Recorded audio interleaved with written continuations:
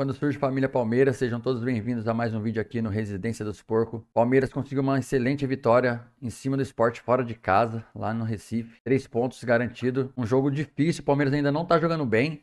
Porém, importante no brasileiro é somar pontos, né? Então a gente vai estar trazendo aqui um corte para vocês analisarem aqui. Tudo a respeito das últimas informações da vitória do Verdão ontem. Teve polêmica na arbitragem, vamos ver o que o pessoal tá comentando aqui, beleza? Lembrando que os créditos vão estar todos aqui na descrição. Se você ainda não é inscrito, peço que você se inscreva no canal para dar uma moral, beleza? E é isso, bora pro vídeo. Isso, falaremos sobre esse pênalti. Das questões de arbitragem. Agora, Juca, como disse o Arnaldo na sua manchete, Palmeiras e Flamengo, os dois times que venceram fora de casa na rodada, o que dá um sinal de algo que eu venho falando há muito tempo.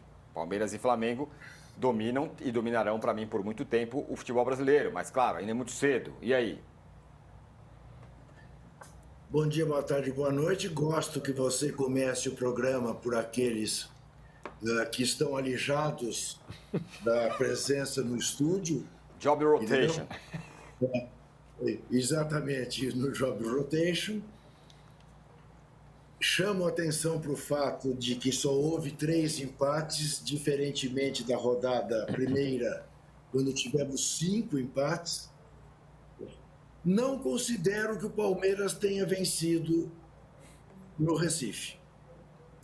O Palmeiras empatou no Recife e teve o segundo maior erro do VAR da história do futebol brasileiro, já que o Arnaldo já analisou aquele contra o São Paulo como o primeiro. Ontem tivemos o segundo. É um absurdo. Daí eu senti falta na enquete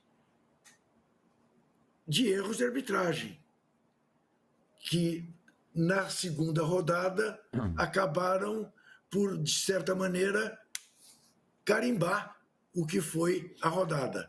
Porque a não expulsão do Lianco, o pênalti que acabou sendo dado para o Palmeiras, são coisas... O pênalti contra o Cruzeiro com expulsão, o pênalti não, a falta com expulsão do zagueiro, que sequer falta fez.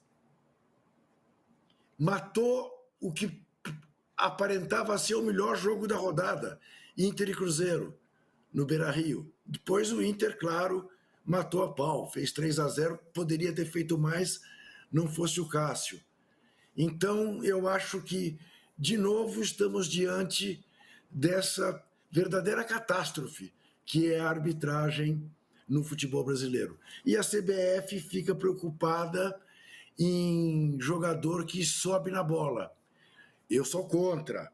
Acho que jogador que sobe na bola fere a ética do futebol, como o Edilson Capetinha feriu a ética do futebol, pondo a bola no pescoço. Me fio muito nisso, na opinião do meu saudoso doutor Sócrates, que era contra esse tipo de palhaçada. Ele dizia que uma coisa é você tentar desestabilizar o adversário com um drible em direção ao gol, com um olé bem dado. Outra coisa é o escárnio. E me parece que pôr a bola na nuca ou subir na bola, a não ser que seja baixinho, que nem o Soteldo e queira ter uma maior visão de jogo, eu acho que é escárnio, eu acho que é desrespeito ao adversário. E não vejo ninguém fazer isso quando o time dele está perdendo, só quando o time está ganhando. Isso, para mim, é um sinal muito claro. Mas, para mim, a questão posta no momento, de novo, é a arbitragem. E aí, a CBF, objeto, por meio do seu presidente, de uma sensacional reportagem de Arlan de Abreu, na revista Piauí, mostrando o quanto ele aumentou as mesadas dos presidentes de federação para manter-se no poder, corta dinheiro do treinamento dos árbitros. Não leva os árbitros para treinarem, para conversarem na semana anterior à abertura do campeonato. Economiza para poder pagar para os seus asseclas, para os seus cartolas. Então, isso explica bastante o 7-1, explica bastante o 4-1 recente, infelizmente explica bastante o Brasil e a impunidade dos que têm colarinho branco. O Flamengo jogou desse jeito, o Palmeiras ganhou daquele jeito também. Quem está devendo? Mais. Eu acho que mais o Palmeiras. O Palmeiras devendo mais, até porque se o Flamengo não venceu o Vitória por falta de pontaria, o Palmeiras no primeiro tempo não fez nada, não jogou nada, não teve nenhum grande momento. Teve um chute no gol que foi o pênalti. E esse sim, pênalti bem marcado para mim, o primeiro.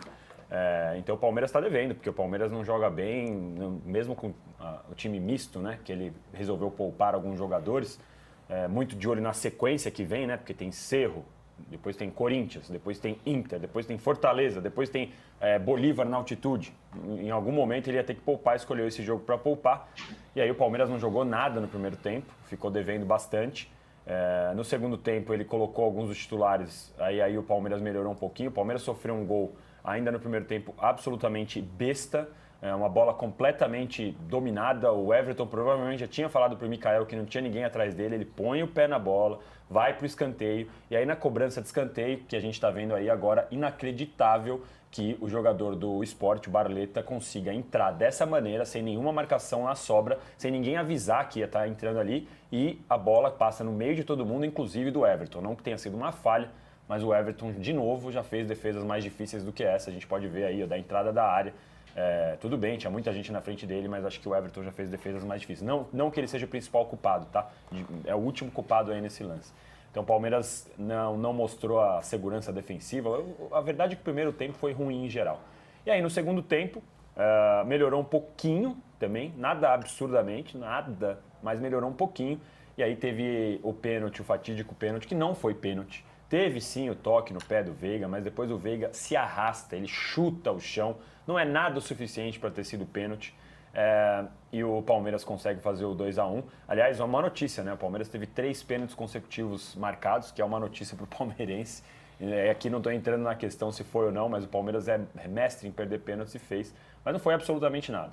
O Palmeiras está devendo. A única coisa que eu pondero aqui, teve o lance do Flaco, que o Flaco foi dividir com o goleiro não dominou a bola sobrou, o goleiro no pulo derrubou o Flaco. Aquele lá seria muito mais marcável, digamos assim, do que esse do Veiga, que não foi absolutamente nada. Agora o Palmeiras está devendo, mesmo com o time reserva, a gente espera do Palmeiras, mesmo com o time reserva, pelo investimento feito, jogos melhores, ainda que fosse que o Sport tivesse dado mais dificuldade e tudo mais, a gente espera mais do Palmeiras, ainda mais pelo investimento feito. Espero que o Abel reconheceu isso na coletiva, né? Isso pelo menos é um bom sinal. Ele não ficou dando voltas, não ficou falando que o Palmeiras está bem, nada. Ele reconheceu que o Palmeiras não está jogando absolutamente nada. E o Sport, por enquanto, é o grande prejudicado desse campeonato, né? Teve esse pênalti absurdo contra o Palmeiras e já tinha tido o pênalti que para mim também foi absurdo contra o São Paulo, que na ocasião o Calera errou. 2 rodadas em que o Sport pode reclamar bastante da arbitragem da CBF, que sim, tem um erro da CBF, concordo com o que o Juca disse, mas temos que lembrar que a partir desse ano os clubes já poderiam estar no controle do Brasileirão, já poderiam estar à frente da Liga. Claro que em 2 rodadas eles não teriam resolvido esse problema, mas foi dada a oportunidade para os clubes de assumir a Liga e eles não conseguiram união suficiente para assumir a Liga e a CBF continua no poder do Brasileirão por falta de união dos clubes.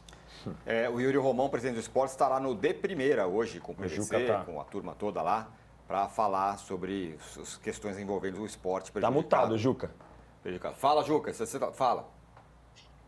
Eu queria só acrescentar o que disse o Danilo, sublinhar que maravilha de atitude do Abel Ferreira ao término do jogo.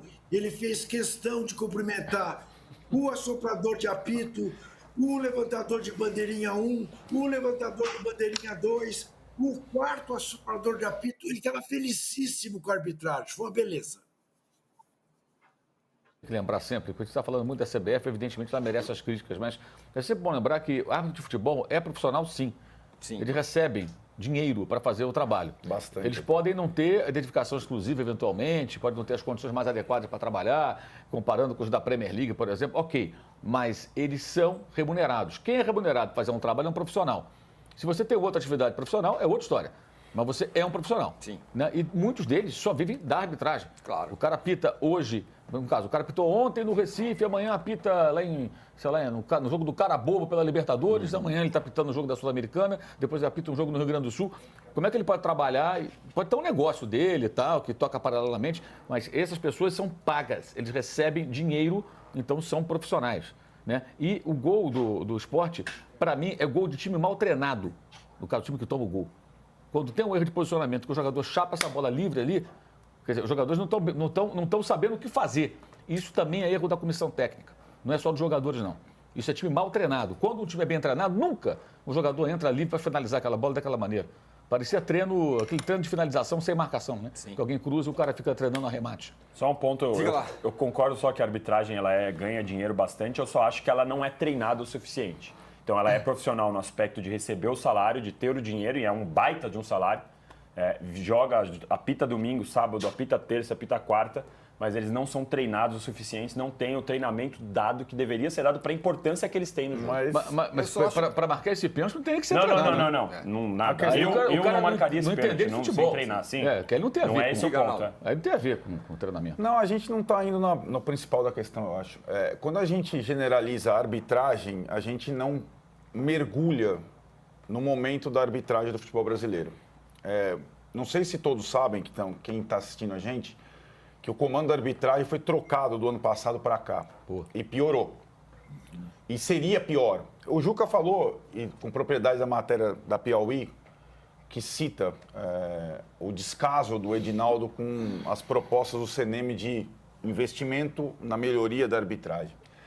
Pois bem, o Campeonato Brasileiro, no segundo turno inteiro do ano passado, sob o comando do CNM, já no terceiro ano de comando, apresentou talvez seu melhor momento de arbitragem. Teve erro, sim, teve erro de direito naquele jogo São Paulo e Fluminense, teve um monte de coisa. Porém, a reta final do campeonato teve pouquíssima polêmica, alguns árbitros se revelando e passando na frente dos experientes, deixando o jogo rodar. A gente salientou isso. Poxa, tá legal de ver.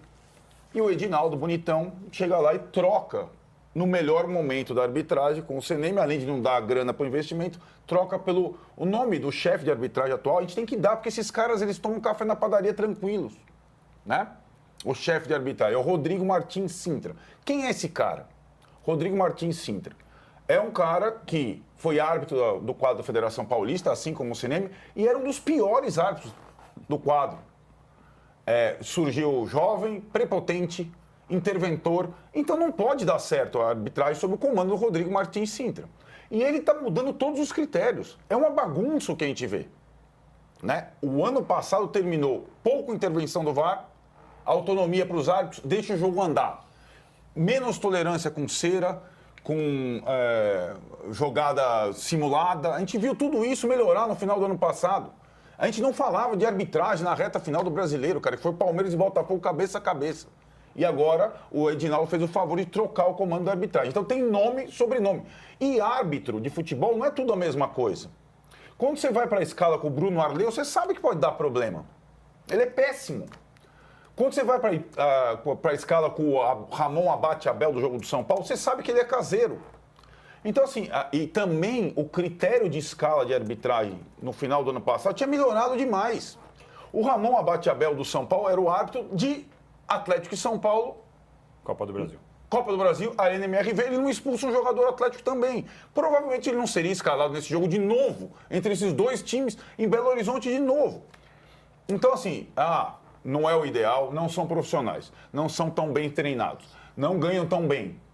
Agora, quem comanda pode escalar, mudar, orientar.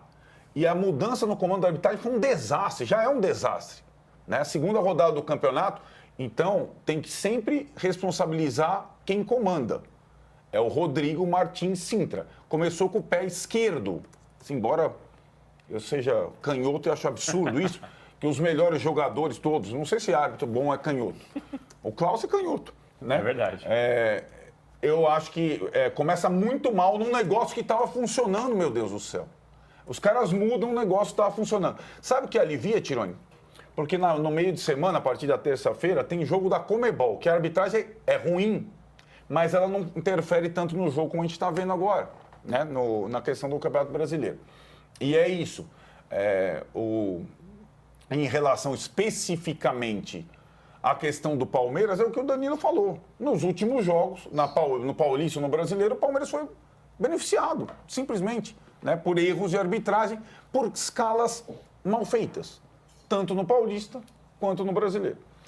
Falamos aqui, en passant, da matéria da Piauí, e eu me lembrei de um personagem sempre citado pelo grande Lúcio de Castro, Maquiavel do Leblon. Sim, ele mesmo.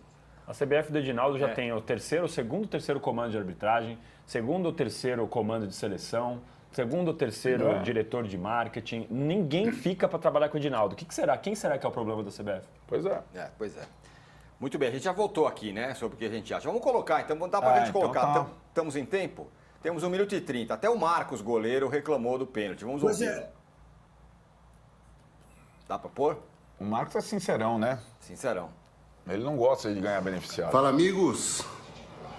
Passando aqui pra comentar o jogo do Palmeiras. Vou falar um negócio pra você, velho. Eu tô numa fase da minha vida que eu prefiro perder, cara. Empatar o jogo do que ganhar com um pênalti desse, mano. É constrangedor, do fundo do meu coração, mano. É constrangedor. Vocês podem ficar puto comigo aí. Mas quem você é contra o Palmeiras? Eu sou contra porra nenhuma, velho. De boa. Não pode. Os jogadores dentro do campo tem que cavar, fazer o caramba 4. Caramba, mas tem tecnologia, velho. CBF, pessoal, deixa o juiz olhar o VAR, mano. Deixa o cara ver o VAR pra ver que não foi pênalti, mano. Isso aí é um absurdo com a torcida brasileira, cara. Pelo amor de Deus, ó. Resultado... nem sei o que falar, mano. Eu fiquei puto, mano. É constrangedor um pênalti desse, mano. Do fundo do meu coração. Deus o livre. Advogado de defesa. Boa semana, amigos. Bom, o Marcos falou, tem que olhar o VAR. Na verdade, nesse caso, né? Nesse caso, o VAR falou, não, teve o toque na bola, mas foi pênalti. O Rodrigo não Sá... muda a trajetória. Não muda muito, voltando, né? hein? Né? Então vamos lá. Estamos voltando. E o número de likes, hein, âncora? Nada? Estamos de volta na TV com o All News Sport. No intervalo que está no YouTube o tempo todo, ficamos aqui debatendo ainda a questão da arbitragem. Colocamos até o Marcos, goleiro, falando. Ele falou, não, tem que olhar o VAR. Mas o VAR nesse jogo falou justamente, não, a bola não muda a trajetória. E muda completamente. Qualquer um que enxerga aquilo lá vê que a bola, que o zagueiro bate na bola, a bola muda a trajetória. E aí o Veiga faz E assim, a equipe de arbitragem é do Rio de Janeiro, né? Isso aí, eu tenho o nome da turma aí. Bruno Bruno Arleu, ele mesmo. Rodrigo Nunes de e Sá, no VAR. É importante frisar isso porque, por exemplo, no ano passado, ou em outras ocasiões, especialmente quando o Palmeiras e o Flamengo estão disputando alguma coisa, muitos torcedores do Flamengo reclamam quando árbitros paulistas apitam os jogos do Flamengo. O árbitro do Rio beneficiou o Palmeiras. Pois é. Ou seja, não tem critério regional, gente, de exato. estado, não é Exato. isso. Ele sai errando. É uma errando, ruindade errando. coletiva. É uma ruindade Exato. nacional. Não existe essa lógica. O padrão é o padrão da que ruindade. habita a mente dos torcedores. E o contrário também acontece. De repente, um palmeirense fala, esse cara do Rio, vai querer prejudicar. Nada. Mas tem time que tem mais força. Sim, isso tem. tem. Time que tem menos força. Sim. Isso sem dúvida. Né? O esporte tem pouca força. Pois esporte é zero força. Né? Então, isso tem que precisar... Porque também generalizar é mais fácil. Sim. E tem trabalho para isso. Né? Não trabalho sorrateiro, mas tem trabalho de bastidor, força, intimidação, tudo isso a médio prazo vai causando isso aí. Família, vocês viram aí, né? A discussão aí, o debate sobre a arbitragem que foi polêmica no jogo do Palmeiras e o Sport. Eu, sinceramente, acho que o primeiro pênalti foi bem marcado, mas aquele segundo ali no Veiga, eu acho que o toque foi mínimo.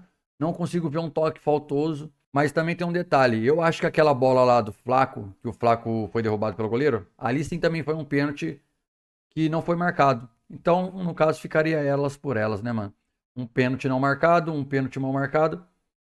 E é isso. Palmeiras ganhou fora de casa, isso é o que importa. Palmeiras não tem nada a ver com isso, a arbitragem no Brasil é fraca mesmo. Nós sabemos disso já há um bom tempo. Mas o Palmeiras fez a parte dele, converteu os pênaltis, coisa que não tinha acontecido, né? Frequentemente o Palmeiras estava perdendo muitos pênaltis. Converteu os dois com o Flaco Lopes e também com o Piquerez. Vitória do Verdão, 3 pontos fora de casa. Excelente vitória, importantíssimo somar pontos no Brasileiro, principalmente fora de casa. E é isso, família. Agora é virar a chave. Quarta-feira já tem Libertadores. Vamos que vamos. E é nóis. Lembrando que os créditos vão estar aqui na descrição, beleza? E deixa aqui nos comentários o que vocês acham. Foi pênalti ou não foi? Os 2 pênaltis foram bem marcados, um foi bem marcado, outro não. Aquele lá no Flaco lá, foi pênalti ou não? Naquela saída, mal saída de bola do goleiro, depois ele disputa a bola com o Flaco ali. O que vocês acham? Deixa aqui suas opiniões, beleza? Deixa aqui nos comentários a sua opinião, fechou? No mais é isso, família. Se você não é inscrito no canal ainda, peço que você se inscreva para dar essa moral pra gente, fechou? Rumo aos 500 inscritos aí, família. E é isso. Até o próximo vídeo. Avante palestra. É nóis!